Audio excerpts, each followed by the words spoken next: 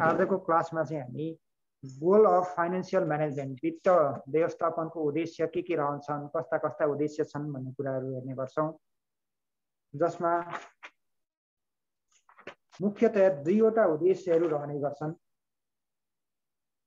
वित्त व्यवस्थापन अथवा वित्तीय व्यवस्थापनका मुख्य दुईवटा उद्देश्यहरू, एउटा प्रॉफिट मैक्सिमाइजिङ अब्जेक्टिभ, नाफा अधिकतम पार्ने उद्देश्य हुने गर्छ भने दोस्रो चाहिँ वेल्थ मैक्सिमाइजिङ अब्जेक्टिभ, धन अधिकतम पार्ने, धनमा वृद्धि गर्ने उद्देश्य रहने गर्छ।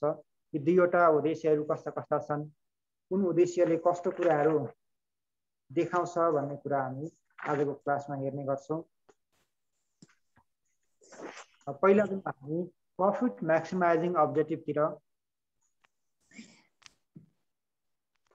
प्रत्येक संगठनमा वित्त व्यवस्थापनको मुख्य उद्देश्य भनेको अघि हामीले भने अनुसार दुईटा हुने गर्छ। एउटा चाहिँ उनीहरुको नाफा कसरी वृद्धि गर्न सकिन्छ, नाफालाई कसरी धेरै बनाउन सकिन्छ, नाफालाई कसरी अधिकतम पार्न सकिन्छ भन्ने किसिमको उद्देश्य रहने गर्छ भने अर्को चाहिँ अंशधारहरूको, शेयरवालाहरूको धनमा, उनीहरुको स्टकमा कसरी वृद्धि गर्न सकिन्छ भन्ने कुराहरुमा आधारित रहेर वित्त व्यवस्थापनको, वित्त शास्त्रको उद्देश्यहरू रहने गर्छ। त्यसको पहिलो उद्देश्य चाहिँ नाफा अधिकतम पार्ने उद्देश्य छ।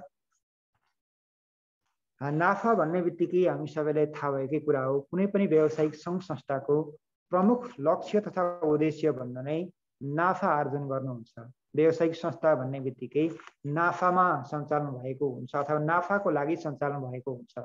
उसको मुख्य उद्देश्य नै नाफा कमाउने जसरी हुन्छ व्यावसायिक क्रियाकलापबाट, उसको दैनिक तथा वार्षिक क्रियाकलापबाट खर्चभन्दा आम्दानी बढी गर्ने, जसबाट चाहिँ प्रत्यक्ष रूपमा लाभान्वित हुने अथवा नाफा कमाउने किसिमको उद्देश्यहरू रहने गर्छ। जुन व्यावसायिक संघ संस्थाको प्रमुख तथा मुख्य उद्देश्य भनेको नि नाफा अधिकतम पार्नु अथवा नाफा कमाउनु हुन्छ। किनकि कुनै पनि व्यावसायिक संस्थाको सफलता अथवा असफलता, एउटा व्यावसायिक संस्था सफल भयो कि असफल भयो भनेर हामीले मापन गर्ने कुनै पनि आधार छ भने त्यो चाहिँ नाफा नै हो। किनकि नाफा बढी भएको, राम्रोसँग नाफा हासिल गर्ने संगठन छ भने त्यो चाहिँ सफल संगठनको रूपमा लिन सकिन्छ। यदि सेवा प्रवाहलाई मात्रै ध्यान दिन्छ, उसले चाहिँ नाफा कमाउँदैन, घाटामा सञ्चालित छ भने त्यस्ता संगठनका क्रियाकलाप राम्रै भए तापनि, उसले समाजमा राम्रै छाप छोडेको भए तापनि नाफा नकमाएको कारणबाट त्यस्ता संगठनहरूलाई चाहिँ हामीले असफल संगठन अथवा त्यसलाई चाहिँ अलिकति सफल नभएको संगठनको रूपमा लिन सकिन्छ। त्यसैले नाफा चाहिँ कुनै पनि व्यावसायिक संघ संस्थाको, व्यावसायिक कम्पनीहरूको सफलता अथवा असफलताको आधारको रूपमा रहेको छ, सफलता अथवा असफलताको कारणको रूपमा रहेको छ। नाफा कमाउने संगठनलाई जस्तोसुकै क्रियाकलाप गरोस्, त्यसले संगठनले समाजमा राम्रो प्रभाव पारोस् अथवा नराम्रो प्रभाव परोस्, जस्तोसुकै छाप छोडे तापनि नाफा बढी कमायो भने त्यसलाई सफल संगठन मानिन्छ। नाफा कम कमायो भने त्यसको सम्पूर्ण क्रियाकलापहरूको सकारात्मक असरै भए तापनि त्यसलाई चाहिँ असफल संगठनको रूपमा लिने गरिन्छ। त्यही भएर यो व्यावसायिक संस्थाको सफलता मापन गर्ने एउटा आधार भनेको चाहिँ नाफा हो। नाफा धेरै गर्ने संगठनलाई सफल मान्ने गरिन्छ। नाफाकै कारणबाट व्यवसायमा संलग्न विभिन्न सरकारवाला पक्षहरू, व्यवसायसँग सम्बन्धित सरकारवाला पक्षहरूलाई हामीले विभिन्न कुराहरूमा, सेवा सुविधाहरूमा, प्रतिफलहरूमा वृद्धि गर्न सकिन्छ। जस्तै लगानीकर्ताहरूलाई बढी प्रतिफल, बोनसहरू बढी दिने, लाभांशहरू बढी दिन सकिन्छ। त्यस्तै कर्मचारीहरूको सेवा सुविधामा वृद्धि गर्ने, तलबहरू बेसिक तलब बढाउने, त्यसै गरेर ओभरटाइमको पनि रेटहरूमा वृद्धि गर्ने, उनीहरूको सेवा सुविधामा, तलबको अलावा अन्य सेवा सुविधामा वृद्धि गर्न सक्छौँ। त्यस्तै बढी नाफा कमाएको कारणबाट नेपाल सरकारलाई पनि अथवा सम्बन्धित देशको, नेपाल सरकार मात्रै नभनौँ किनकि अहिले त एमएनसीको कन्सेप्ट छ, कुनै पनि एउटा देशमा मुख्य सङ्गठन खोलेर, मुख्य कार्यालय खोलेर देशभन्दा बाहिर पनि अन्य विदेशमा पनि, अन्य देशहरूमा पनि शाखा कार्यालय खोलेर सङ्गठन सञ्चालन गर्ने परिपाटी आइसकेको छ। त्यस्तो बेला चाहिँ जुन देशमा संस्था सङ्गठन सञ्चालन गरिन्छ त्यो देशको सरकारलाई करमा पनि वृद्धि हुने गर्छ। किनकि जति बढी नाफा कमाइयो त्यति नै बढी दरमा, निर्धारित दरमा त्यति नै बढी त्यो नाफा मध्येबाट कर भुक्तान गर्नुपर्ने हुन्छ, जसमा चाहिँ सरकारको राजस्व पनि बढ्ने गर्छ, सरकारको करको उसमा अमाउन्ट पनि बढ्ने गर्छ। यसरी हरेक कुराहरूलाई, हरेक पक्षलाई चाहिँ फाइदा पुग्ने गर्छ। व्यवसायलाई पनि फाइदा पुग्छ किनकि नाफा कमाउने बित्तिकै त्यसमा भएका सम्पूर्ण खर्चहरू कटाएर उसले व्यावसायिक रूपमा आफ्नो लगानीका क्षेत्रहरू विस्तार गर्न सक्छ। नाफाजनक अथवा लाभदायक परियोजनाहरूमा उसले लगानी गरेर भविष्यमा प्रतिफल प्राप्त गर्ने परियोजनाहरूमा लगानी गरेर उसले भविष्य सुनिश्चित सुरक्षित गर्न सक्छ। यस्ता नाफा धेरै हुनु प्रत्येक दृष्टिकोणबाट, हरेक दृष्टिकोणबाट कुनै पनि व्यावसायिक सङ्गठनको लागि, संस्थाको लागि राम्रो मानिन्छ। नाफालाई अधिकतम गर्ने विभिन्न उपायहरू छन्। हामीले अस्ति पनि योभन्दा अघिल्ला क्लासमा पनि केही चर्चा गरेको थियौँ। नाफालाई विभिन्न तरिकाबाट अधिकतम पार्न सकिन्छ। नाफा पनि विभिन्न खालको हुने गर्छ। हामीले इकोनोमिक्समा पनि पढेको छौँ। अल्पकालीन नाफा हुन सक्छ, दीर्घकालीन दिगो नाफा हुन सक्छ। यसमा कुन नाफालाई ध्यान दिने भन्ने कुराहरू स्पष्ट रूपमा उल्लेख गरेको छैन। नाफा अधिकतम पार्ने उद्देश्यमा मात्रै नाफा अधिकतम पार्ने भनेको छ।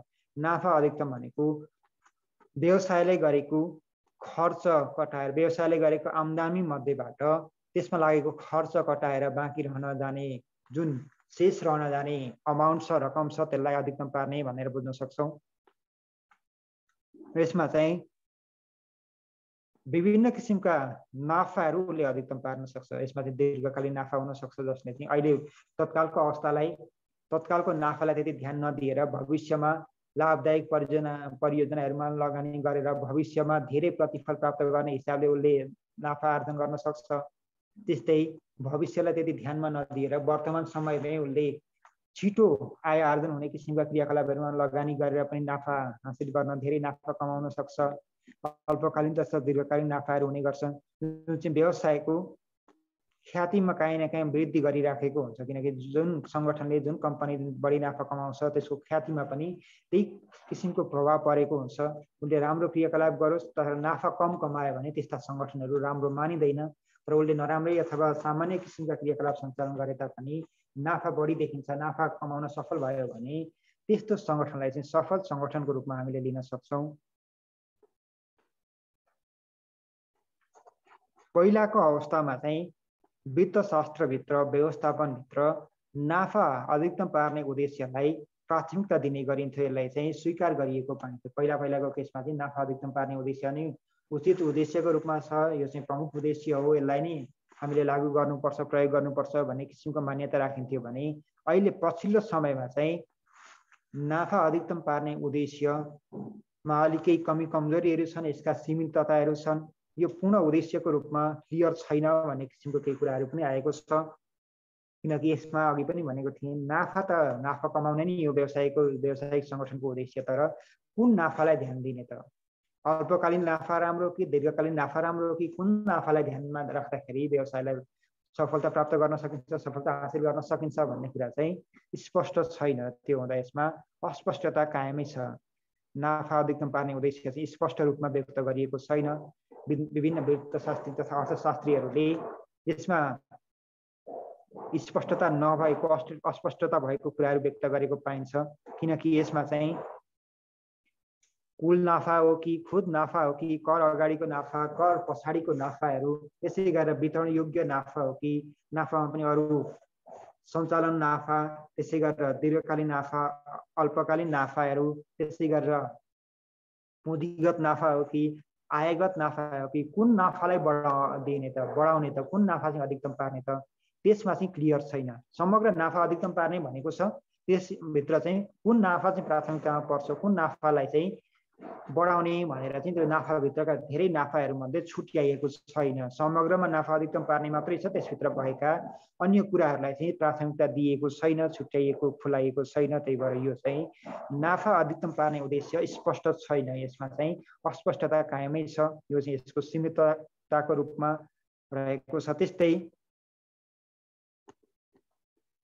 नाफा अधिकतम पार्ने उद्देश्यले प्रतिफलको समयलाई पनि व्यवस्था गर्छ। हामीले फाइनेन्सियल म्यानेजमेन्ट पढ्दैछौँ, यसमा त हामीले विशेष गरेर समय सापेक्ष मूल्य, पैसाको समय सापेक्ष मूल्यहरूलाई हामीले विशेष ध्यान दिनुपर्ने हुन्छ। किनकि एक वर्ष अगाडिको 1 रुपैयाँ र आजको दिनको 1 रुपैयाँ बराबर हो वा तलमाथि हो, त्यो धेरै थोरै हो, त्यो हामीले बुझ्नु जरुरी छ। यो नाफा अधिकतम पार्ने उद्देश्यमा चाहिँ त्यस्तो कुराहरूमा मौन नै रहिएको पाइन्छ। किनकि अहिले प्राप्त गरेको केही रुपैयाँ, मानौ 1 रुपैयाँ र 1 वर्ष पछाडि प्राप्त गर्ने 1 रुपैयाँमा धेरै अन्तर हुन्छ। किनकि त्यहाँनिर समय सापेक्ष मूल्यको कुरा रहन्छ। त्यो 1 रुपैयाँ लगानी गर्दाखेरि 1 वर्ष पछाडि हामीले 1 रुपैयाँ प्लस त्यसबाट प्राप्त गर्ने प्रतिफल बराबरको अमाउन्ट चाहिँ बढिरहने गर्छ। हामीले सुन्दा चाहिँ 1 वर्ष त हो, 1 वर्ष अगाडिको 1 पनि त्यति नै हो, 1 वर्ष पछाडिको 1 पनि त्यति नै हो, 1 रुपैयाँ नै हो भन्न सक्छौँ। तर त्यसमा चाहिँ त्यस्तो हुँदैन, किनकि अहिलेको 1 रुपैयाँको जति क्रय शक्ति छ, जति पर्चेजिङ पावर छ, 1 वर्ष पछाडिको 1 रुपैयाँले त्यति पर्चेजिङ पावर हुँदैन, त्यति क्रय गर्न सक्दैन। यसमा चाहिँ उसको पर्चेजिङ पावर चाहिँ मुद्राको अङ्क त्यति नै भए तापनि त्यसले वस्तु तथा सेवा खरिद गर्न सक्ने क्षमता चाहिँ घटिराखेको हुन्छ।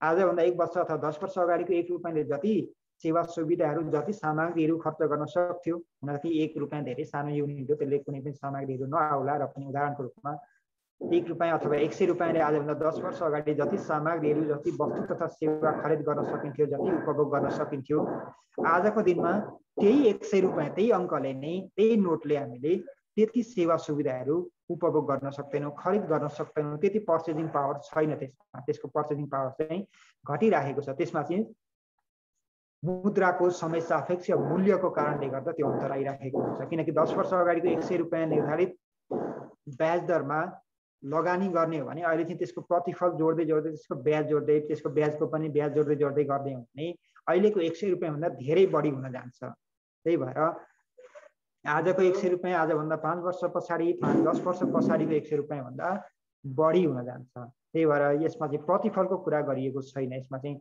भविष्यमा प्राप्त गर्ने नाफा वर्तमान समयमा लगानी गरिन्छ, त्यसको प्रतिफल चाहिँ भविष्यमा प्राप्त गर्ने गरिन्छ। तर भविष्यमा प्राप्त गरेको पैसाहरूलाई मानौ 1 वर्ष पछाडि 10,000 प्राप्त गरिन्छ, 2 वर्ष पछाडि 20,000 प्राप्त गरिन्छ, र त्यसलाई चाहिँ आजकै दिनमा हामीले कति बराबरको प्राप्त गरिन्छ? 1 वर्ष पछाडिको 10,000 आजको दिनमा कति हजार बराबरको हो त? त्यसको क्रय शक्ति कति छ त आजको दिनमा? त्यो छुट्याउने यसमा चाहिँ अवधारणा छैन। मुद्राको समय सापेक्ष मूल्य, टाइम भ्यालु अफ मनी चाहिँ यसमा ध्यान दिइँदैन। प्रतिफलको समयलाई व्यवस्था गर्ने गर्छ, किनकि 1 वर्ष पछाडि 20,000 प्राप्त गर्नु र आजको दिनमा 20,000 प्राप्त गर्नु त फरक हो। किनकि त्यो 20,000लाई लगानी गरेर हामीले त्योभन्दा बढी 1 वर्षमा, त्यो 1 वर्ष पछाडि 20,000 भन्दा बढी अमाउन्टको हामीले कुराहरू त्यसलाई त्यो बढाउन सक्छौँ, प्राप्त गर्न सक्छौँ। त्यो भएर समय सापेक्ष मुद्राको समय सापेक्ष मूल्यलाई, प्रतिफलको समयलाई नाफा अधिकतम गर्ने उद्देश्यमा व्यवस्था गरेको पाइन्छ। किनकि भविष्यमा प्राप्त गर्ने प्रतिफल वर्तमान समयमा कति बराबरको छ त? एउटै हुन्छ कि अथवा त्यसमा त्यो रुपैयाँ पैसामा फरक पर्छ? त्यो कुराहरूमा चाहिँ यसमा स्पष्ट खुलाइएको छैन। मुद्राको समय सापेक्ष मूल्यलाई चाहिँ व्यवस्था गरिएको छ। यो चाहिँ यसको कमजोरीको रूपमा, सीमितताको रूपमा रहेको छ। त्यस्तै नाफा अधिकतम पार्ने उद्देश्यले नाफाको गुणस्तरलाई पनि व्यवस्था गर्ने गर्छ। विभिन्न खालको नाफाहरू हुने गर्छ। त्यो नाफा भनेको चाहिँ कतिपय परियोजनामा, कतिपय सङ्गठनमा चाहिँ निश्चित नाफाहरू आउने गर्छ, अथवा त्यसमा नाफाको सुनिश्चितता बढिरहने गरेको पाइन्छ भने कतिपय सङ्गठनमा चाहिँ नाफा आउन चाहिँ धेरै आउने, तर कहिले आउने कहिले नआउने किसिमको, त्यसमा चाहिँ एकरूपता नभएको पाइन्छ। वार्षिक रूपमा निश्चित रकमको दरले नाफा प्राप्त गर्ने, प्रतिफल प्राप्त गर्ने परियोजनाहरू हो कि, अथवा एउटा वर्ष चाहिँ धेरै नाफा कमाउने, अरू वर्ष चाहिँ नाफै नहुने, घाटामा सञ्चालन गर्नुपर्ने अवस्था हो कि, त्यो कुराहरूलाई चाहिँ हामीले नाफाको गुणस्तरसँग जोड्न सक्छौँ। नाफा प्राप्त गर्ने प्राय निश्चित छ भने त्यो चाहिँ राम्रो गुणस्तरको नाफा भन्न सकिन्छ।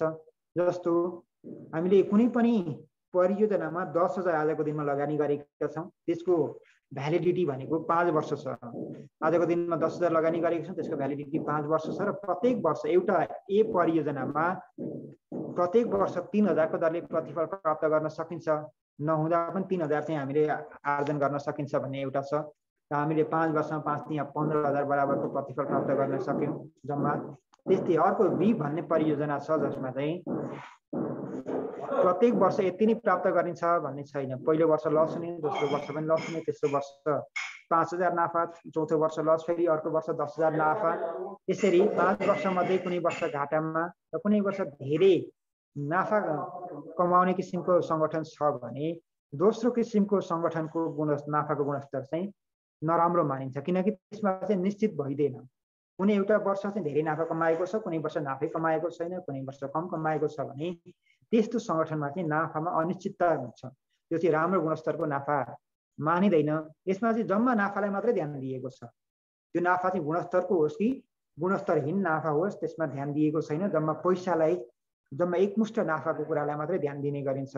त्यो चाहिँ यसको सीमितताको रूपमा कमजोरीको रूपमा रहेको छ। किनकि प्रत्येक वर्ष केही न केही नाफाको सुनिश्चितता छ भने त्यो चाहिँ राम्रो गुणस्तरको नाफा मानिन्छ। त्यसमा पनि सुरुका वर्षहरूमा जति बढी प्रतिफल नाफा कमाइयो सङ्गठनको लागि त्यति नै राम्रो हुन्छ। त्यस्तै कतिपय सङ्गठनमा पनि एकमुष्ट अन्तिम समयमा मात्रै नाफा कमाउने, बिचका वर्षहरूमा नाफा नकमाउने किसिमको अवस्था छ भने त्यो चाहिँ राम्रो गुणस्तरको नाफा मानिँदैन। किनकि लगानीमा प्रत्येक वर्ष केही न केही प्रतिफल हामीले सुनिश्चित रूपमा प्राप्त गर्न सक्नुपर्ने हुन्छ। अनिश्चित किसिमको हुन त भविष्य अनिश्चित छ। कुनै पनि कुराहरू हामीले पूर्व निर्धारण गरेर राख्न सक्दैनौँ, पहिले नै हामीले एस्टिमेट गरेर राख्न सक्दैनौँ। त्यो चाहिँ हाम्रो गलत पनि हुनसक्छ। तर धेरै हदसम्म हाम्रो जोखिम कम हुने किसिमको नाफालाई ध्यान दिनुपर्ने हुन्छ, जुनमा चाहिँ रिटर्न बढी होस्, रिस्क कम होस्। त्यस्तो किसिमको नाफा चाहिँ गुणस्तरीय नाफाको रूपमा रहेको हुन्छ। तर यसमा चाहिँ गुणस्तरीय नाफाहरूलाई चाहिँ व्यवस्था गरेको पाइन्छ, ध्यान दिएको पाइँदैन। त्यस्तै अर्को चाहिँ नाफा अधिकतम पार्ने उद्देश्यले भविष्यका क्रियाकलापहरूको गुणस्तरलाई कम ध्यान दिएको पाइन्छ।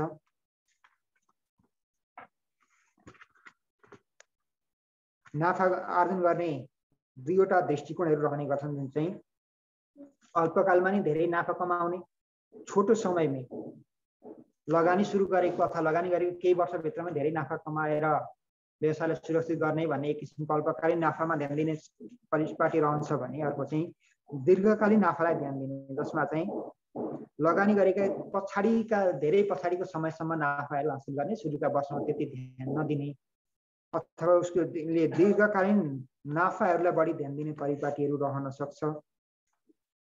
वर्तमान समयमा घाटामै सञ्चालन गर्नु परे तापनि, नोक्सानीमै सञ्चालन गर्नु परे तापनि दीर्घकालमा धेरै नाफा कमाउने भन्ने कुराहरू हुन सक्छ। यसको लागि चाहिँ कुनै पनि व्यावसायिक सङ्गठनले कुन नाफालाई चाहिँ बढी ध्यान दिन्छ त्यो चाहिँ मुख्य कुराको रूपमा रहेको छ। यस उद्देश्यले चाहिँ बिक्रीमा वृद्धि गर्ने उद्देश्यले वर्तमान समयमा कम नाफा स्वीकार गर्ने मान्यता राख्दैन। यसमा चाहिँ वर्तमान समयमै धेरै नाफा हासिल गर्ने र भविष्यमा चाहिँ अलिकति कम नाफा भए पनि हुन्छ भन्ने किसिमको मान्यता राख्छ। यसले चाहिँ दीर्घकालीन परियोजनामा खासै बढी ध्यान दिएको पाइँदैन। किनकि दीर्घकालीन परियोजना भनेको वर्तमान समयमा लगानी गरिन्छ, वर्तमान समयमा त्यसको प्रतिफल चाहिँ आउँदैन, लगानी मात्रै गरिन्छ, सङ्गठनबाट पैसा बाहिरिन्छ, तर त्यसको प्रतिफल चाहिँ भविष्यका पछिल्ला वर्षहरूमा मात्रै प्राप्त हुने गर्छ, जुन चाहिँ दीर्घकालीन नाफाको रूपमा रहेको हुन्छ।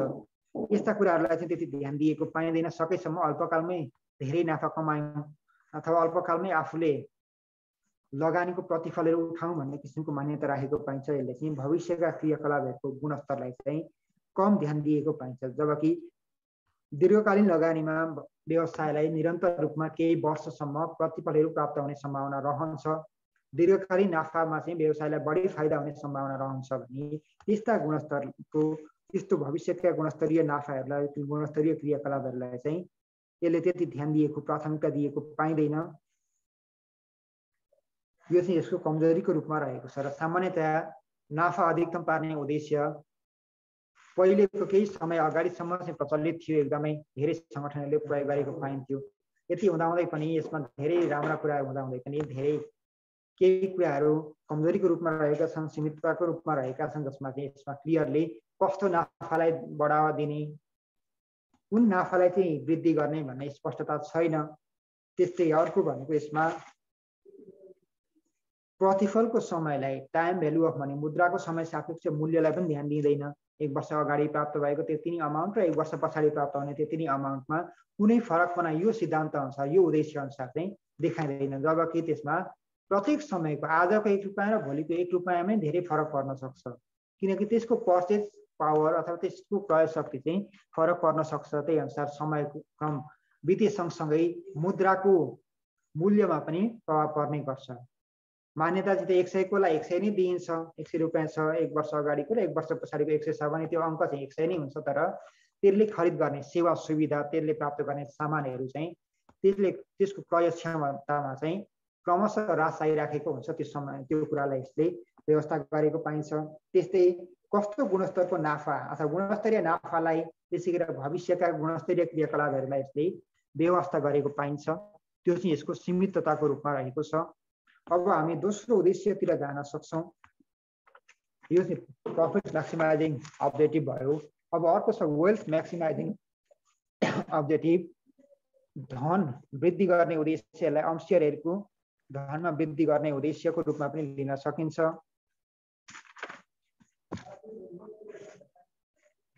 र व्यावसायिक सङ्गठनका र त्यसभित्र भएका वित्त व्यवस्थापनका विभिन्न उद्देश्यहरू मध्ये दोस्रो अथवा सबैभन्दा महत्त्वपूर्ण उद्देश्यको रूपमा प्रचलित उद्देश्यको रूपमा अंशियारहरूको धनमा वृद्धि गर्ने उद्देश्य रहेको छ।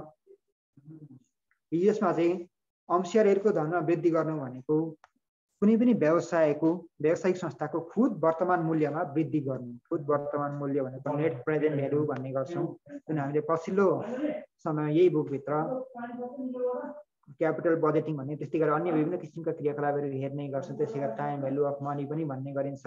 यसमा हामीले नेट प्रेजेन्ट भ्यालुको कुरा, प्रेजेन्ट भ्यालु, फ्युचर भ्यालुको कुराहरू हेर्ने गर्छौँ। त्यो कुराहरू हामीले न्युमेरिकल प्रब्लमहरू सल्भ गर्ने गर्छौँ। त्यसमा निश्चित फर्मुलाहरू प्रयोग गरेर निश्चित अवधारणाको आधारमा हामीले नेट प्रेजेन्ट भ्यालु खुद वर्तमान मूल्य निकाल्न सिक्नेछौँ। र यसमा चाहिँ विशेष गरेर अंशियारहरूको सेयरमा खुद वर्तमान मूल्यमा वृद्धि गर्नुलाई मुख्य उद्देश्यको रूपमा लिएको छ। त्यसले यसमा चाहिँ सङ्गठनले जहिले पनि आफ्नो लगानीबाट आफूले खर्च गरेको पैसाबाट चाहिँ पोजिटिभ नेट प्रेजेन्ट भ्यालुको अपेक्षा गर्ने गर्छ, धनात्मक खुद वर्तमान मूल्य प्राप्त गर्ने अपेक्षा गर्छ। जसमा चाहिँ यसमा खुद वर्तमान मूल्य भनेर हामीले यसरी बुझ्न सक्छौँ। आज वर्तमान समयमा हामीले इनिसियल आउटले अथवा हामीले लगानी नेट इन्भेस्टमेन्ट गरेको हुन्छौँ र त्यसमा चाहिँ भविष्यका विभिन्न वर्षसम्म हामीले निश्चित प्रतिफलहरू प्राप्त गर्ने गर्छौँ। त्यो भविष्यका वर्षहरूमा प्राप्त गरेको निश्चित प्रतिफल चाहिँ आजको दिनमा आजको अवस्थामा कति रुपियाँ बराबरको छ त त्यसलाई हामीले कन्भर्ट गर्ने निश्चित फर्मुलाहरू हुने गर्छ। 1 वर्ष पछाडिको 10,000 आजको दिनमा कति हजार हो, 2 वर्ष पछाडिको 10,000, 3 वर्ष पछाडिको 10,000 अथवा 20,000 आजको दिनमा कति रुपियाँ बराबरको, कति पैसा बराबरको छ त त्यो चाहिँ हामीले नेट प्रेजेन्ट भ्यालुमा हेरेर कन्भर्ट गरेर हामीले पत्ता लगाउन सक्छौँ। त्यसमा चाहिँ हामीले समग्र सम्पूर्ण वर्षहरूको प्रतिफललाई आजको दिनमा कति बराबरको प्रतिफल छ त्यो कन्भर्ट गरेर हामीले परिणत गरेर जोड्ने गर्छौँ, जसलाई टोटल प्रेजेन्ट भ्यालु भनेर हामीले निकाल्नु पर्ने हुन्छ। र त्यस पछाडि इनिसियल क्यास आउटले एनसिओ अथवा इनिसियल इन्भेस्टमेन्ट एनआई त्यसलाई घटाएर टोटल प्रेजेन्ट भ्यालुबाट इनिसियल इन्भेस्टमेन्टलाई घटाएर हामीले एनपिभी निकाल्ने गर्छौँ। र जसमा टिपिभी माइनस एनआई अथवा एनसिओ गर्दाखेरि पोजिटिभ भ्यालु आयो भने त्यो चाहिँ हाम्रो खुद धनात्मक वर्तमान मूल्य हुने गर्छ। त्यो प्राप्त गर्ने उद्देश्यले यसमा लगानीकर्ताहरूले लगानी गर्ने गर्छन्। र विशेष गरेर यसमा वित्त व्यवस्थापनको मुख्य उद्देश्य भनेको नि धनात्मक खुद वर्तमान मूल्यहरू प्राप्त गर्ने गरिन्छ। यो चाहिँ एउटा सङ्गठनको लागि व्यवस्थापकीय दृष्टिकोणबाट पनि उपयुक्त उद्देश्यको रूपमा रहेको छ।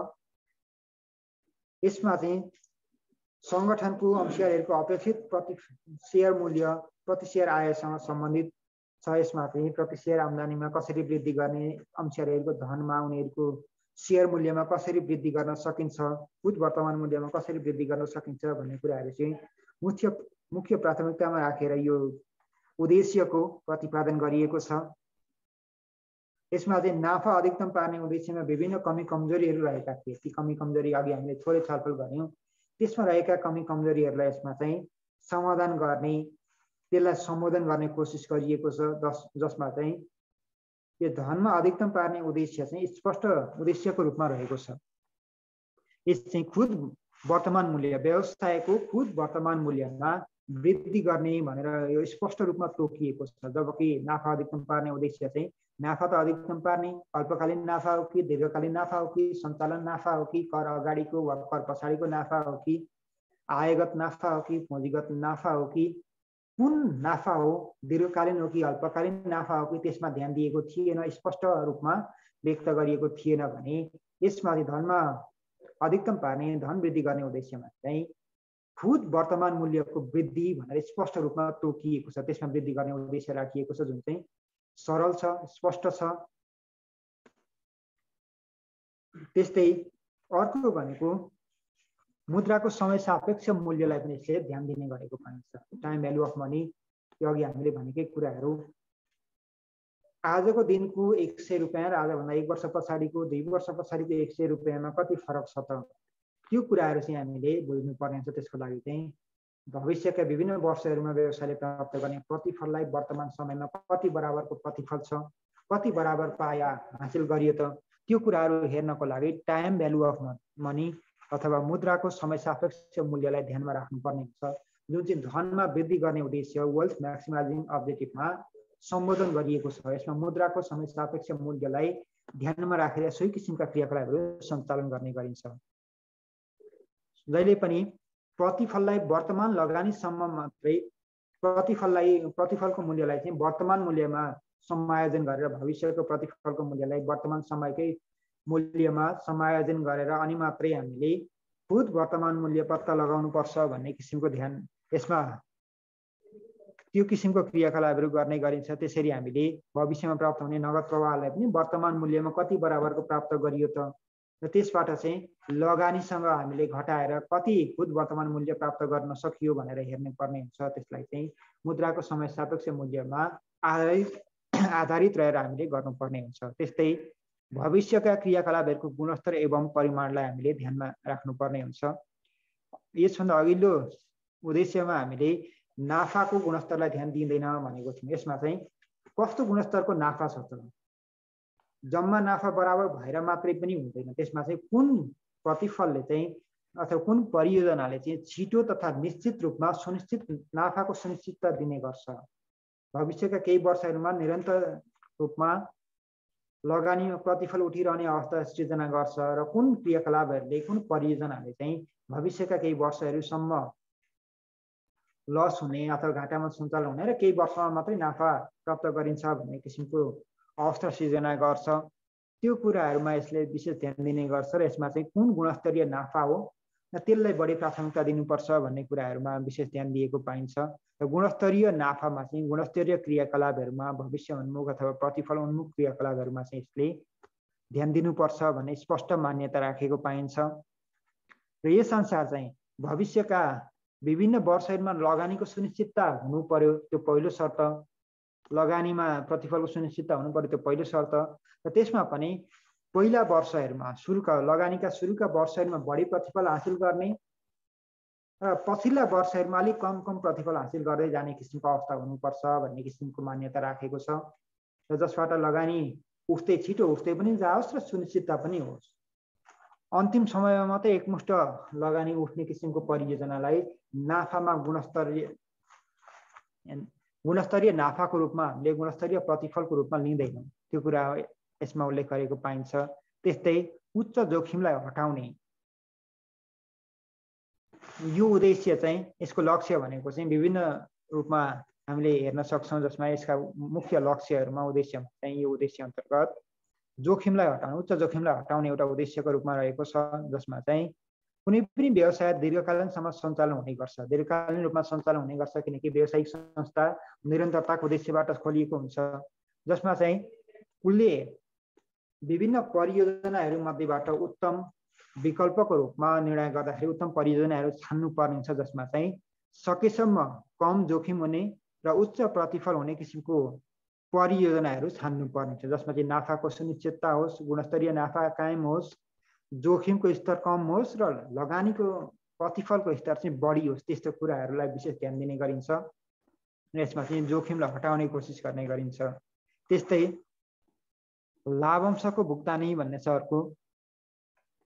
अंशियारहरूले कुनै पनि व्यवसायमा लगानी गरे बापत उनीहरूको निश्चित अपेक्षा हुने गर्छ, चाहना हुने गर्छ। त्यो चाहना अपेक्षा भनेको चाहिँ त्यो सम्बन्धित आफ्नो लगानीबाट लाभांशको अपेक्षा गरेका हुन्छन्। लाभांश उनीहरूले गरेको लगानीको अनुपातमा व्यवसायले आर्जन गरेको नाफा मध्येबाट केही रकम चाहिँ उनीहरूलाई भुक्तानी गर्नुपर्ने हुन्छ, उनीहरूलाई चाहिँ दिनुपर्ने हुन्छ, जसलाई हामी लाभांशको रूपमा, डिभिडेन्डको रूपमा अथवा बोनसको रूपमा वितरण गर्नुपर्ने हुन्छ। त्यसको भुक्तानी पनि यसमा समावेश गरिएको छ, किनकि अंशियारहरूको सेयरमा वृद्धि अथवा धनमा वृद्धि गर्दाखेरि उनीहरूको लगानीमा उचित प्रतिफल दिनुपर्ने हुन्छ, उनीहरूको लगानीमा उचित लाभांशको व्यवस्था गर्नुपर्ने हुन्छ।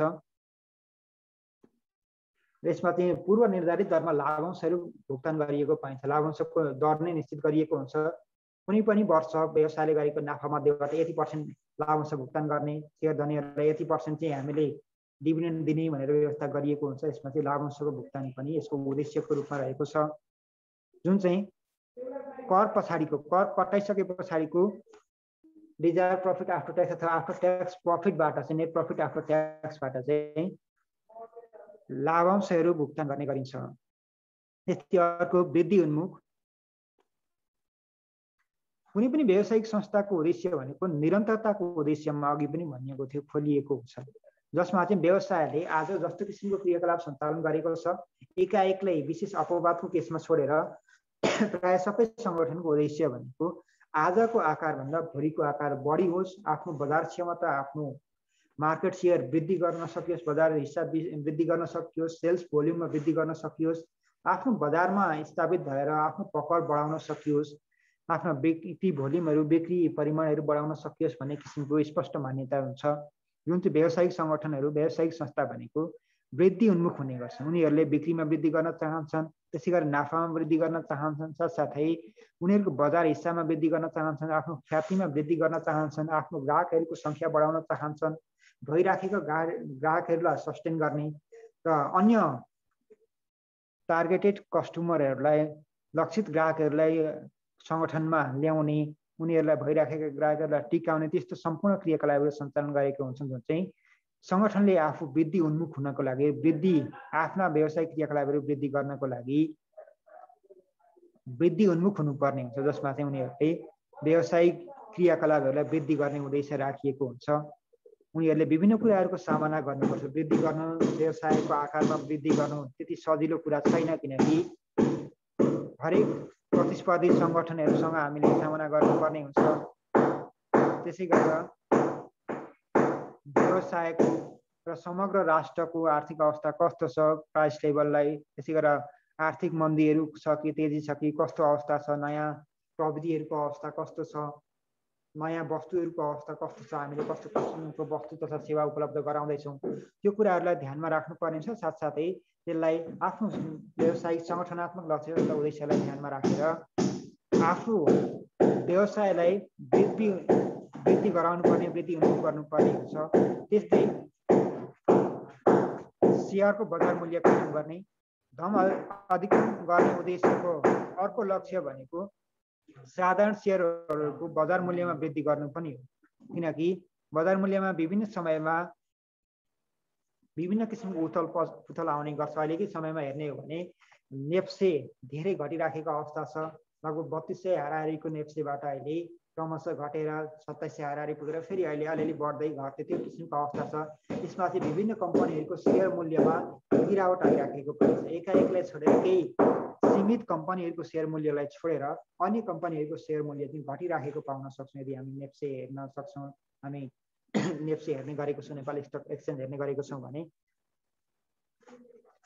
त्यस्तै यो सेयर मूल्यलाई कायम गर्नु पनि यथावत राख्नु पनि कुनै पनि सङ्गठनको मुख्य उद्देश्यको रूपमा रहेको छ। यसको लागि चाहिँ त्यतिकै सेयर मूल्य म आफै यसमा धेरै बनाउँछु, धेरै वृद्धि गर्छु भन्न त सकिँदैन, त्यो त हाम्रो पहुँचभन्दा बाहिर हुन्छ। तर त्यहाँ भएका व्यावसायिक क्रियाकलापहरूमा विशेष गरेर गुणस्तरीयता नाफा कायम गर्ने, त्यसमा व्यावसायिक क्रियाकलापहरूमा अलिकति राम्रो स्थिति ल्याउने, स्रोत साधनहरूको उचित परिचालन गर्ने, भएका स्रोत साधनहरूलाई अधिकतम उपयोग गर्ने, यस्ता विभिन्न कुराहरूबाट त्यसै गरेर नयाँ वस्तुहरूको आविष्कार गर्ने, बजारहरूमा मार्केट सर्वे गरेर ग्राहकको इच्छा चाहना अनुसारको वस्तु तथा सेवा उपलब्ध गराउने, ख्यातिमा वृद्धि गर्ने, सेवा प्रवाहमा विशेष ध्यान दिने, यस्ता विभिन्न कुराहरूबाट चाहिँ सेयरको बजार मूल्य कायम गर्न हामी सक्छौँ। हामीले नाफा मेन्टेन गर्न सक्छौँ। धेरै समय चाहिँ गुणस्तरीय नाफा हामीले कमाइराखेको छौँ, हासिल गरिराखेको छौँ भने हाम्रो कम्पनीको अथवा आफ्नो संस्थाको सेयर मूल्य हामीले कायम गर्न सक्छौँ। त्यसमा चाहिँ धेरै गिरावट हुनबाट हामीले बचाउन सक्छौँ। यसरी सेयर मूल्य कायम गर्ने पनि धनमा वृद्धि गर्ने उद्देश्यको मुख्य उद्देश्यको रूपमा रहेको छ र सामान्यतया यति नै छ। हाम्रो टाइम पनि सकिन आँटेको छ।